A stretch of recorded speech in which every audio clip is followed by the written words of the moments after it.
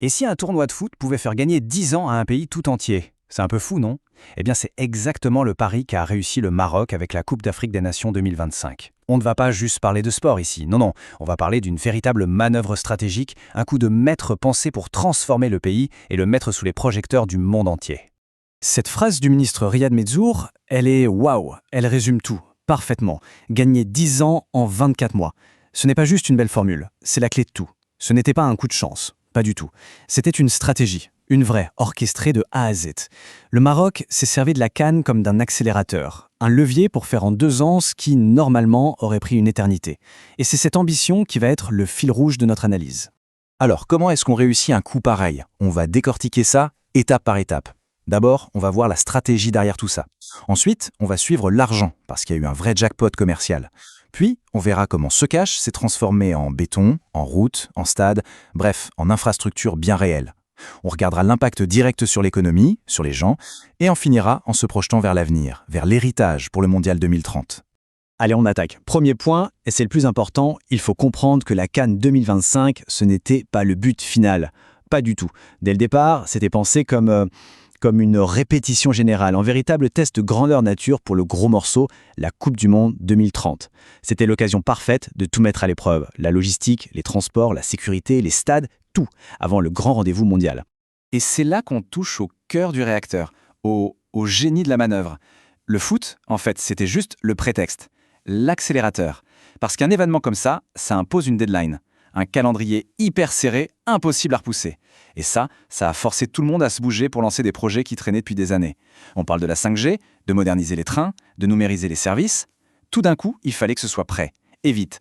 Ok, maintenant parlons chiffres, parce que croyez-moi, il donne le vertige. Cette CAN a été une machine à cash. C'est simple, elle est devenue la plus rentable de toute l'histoire pour la Confédération africaine de football. Rien que ça. Regardez-moi ça, les revenus de la CAF ont explosé. Plus 88% par rapport à l'édition d'avant. C'est énorme. Alors la question c'est, d'où vient tout cet argent? Eh bien la réponse est claire, plus de 60% de ce pactole, c'est le sponsoring et le marketing. Ça prouve une chose, la CAN a complètement changé de statut, c'est devenu un produit marketing ultra attractif. 23. Retenez bien ce chiffre. 23 sponsors officiels. C'est un record absolu. Jamais une CAN n'avait attiré autant de marques.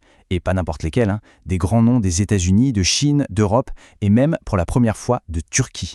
Tout le monde voulait sa part du gâteau. Et ce n'est pas juste un coup de chance. Regardez cette courbe, elle parle d'elle-même.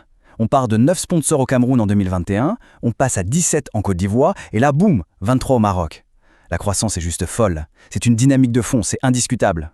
Bon, c'est bien beau tout cet argent, mais qu'est-ce qu'on en a fait? Eh bien, il a servi à financer une ambition encore plus grande. Une refonte totale des infrastructures du pays. C'est là qu'on passe du virtuel au concret, au tangible. Commençons par les stades, le cœur du réacteur. On parle d'une enveloppe de 14,5 milliards de dirhams. Une somme colossale, juste pour mettre à niveau 6 grands stades et en préparer de nouveaux. L'idée, c'était pas de faire du bricolage, c'était de viser les standards mondiaux, rien de moins. Mais en fait, le plus spectaculaire, c'est peut-être ce qu'il y a autour. Accrochez-vous, 53 milliards de dirhams pour la ligne à grande vitesse, la LGV. C'est un projet titanesque. Pour se donner une idée, un trajet Fès-Marrakech, qui prenait 6h30, ne prend plus que 3h40. Ça change la vie, littéralement. Et pour finir le trio, on ajoute 38 milliards de dirhams pour les aéroports. On voit le tableau, stade, train, avion. C'est une vision globale, intégrée. Le but, c'est de faire du Maroc un carrefour, un hub majeur, et ça va bien au-delà du foot. Pour les stades, la stratégie a été super intelligente, en 2 temps. Première phase, on met 9,5 milliards pour que les 6 stades soient nickel pour la CAN. C'est fait. Deuxième phase, déjà prévue, on remet une couche pour qu'ils soient aux normes de la FIFA pour 2030. Et pendant ce temps-là, le projet phare, le clou du spectacle, le futur grand stade de Casablanca.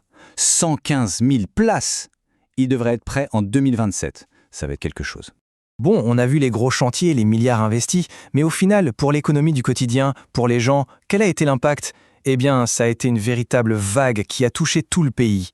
Rien que pour le tourisme, les chiffres sont dingues. On attendait entre 500 000 et plus d'1 million de visiteurs. Ça veut dire une injection directe d'argent frais dans l'économie entre, disons, 4,5 et 12 milliards de dirhams. C'est colossal. Et le plus intéressant, c'est que cet argent a profité à plein de monde. Bien sûr, les hôtels, les restaurants, mais pas seulement. Les transports, les petits commerces, les artisans locaux et évidemment tout le secteur du bâtiment qui a tourné à plein régime pendant des mois. Ça a vraiment irrigué toute l'économie. Et là, on arrive au chiffre qui est peut-être le plus important de tous, socialement parlant. 100 000. 100 000 emplois créés, directs ou indirectement, grâce à cet événement. Derrière ce chiffre, il y a 100 000 personnes, des familles, un impact très concret, très réel, partout dans le pays. Tout ça nous amène à la question essentielle.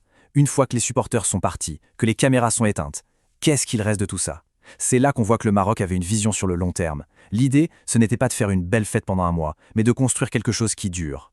Eh bien, le résultat est là. L'objectif numéro 1 est atteint. On a dit que la CAN était une répétition générale. C'est une répétition réussie. À la fin du tournoi, 80% des infrastructures pour le Mondial 2030 étaient déjà là, prêtes. 5 ans en avance. C'est un gain de temps et d'argent monstrueux. Et surtout, ça enlève une pression énorme pour la suite. Le Maroc a surtout réussi à éviter le grand piège de ce genre d'événement, les fameux éléphants blancs. Vous savez, ces stades magnifiques mais vides qui coûtent une fortune à entretenir. Ici, tout a été pensé pour l'après.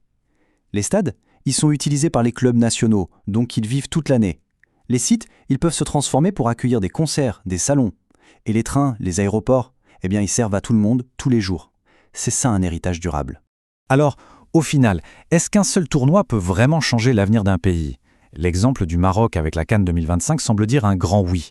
Quand le sport n'est pas une fin en soi, mais un outil au service d'une vision plus large, alors oui, il peut devenir un incroyable moteur de transformation.